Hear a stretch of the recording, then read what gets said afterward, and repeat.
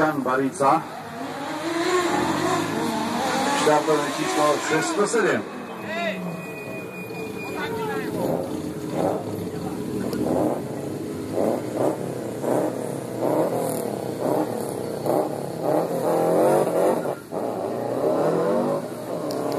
Jan Barica na trati a domorodé kmene sú zastúpené Vladom Hanušom na Mitsubishi Lancer Evo 10, ktorý je rozpilovaný podivnými kameramanmi a inými zázrakmi, ktorí zdržujú premávku a budú vytvárať AVI súbory, ktoré budú zverejňované na internete, takže Vlado Hanuš.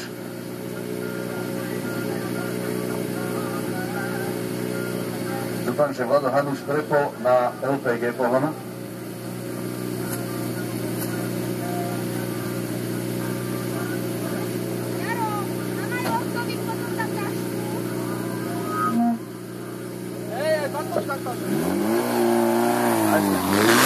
A Vlado Hanuš sa nemá k štartu. Konečne sme sa dohrávali k tomu so štartovým číslom 606 a za ním Jema, Džema alebo Žema, kto ako chce.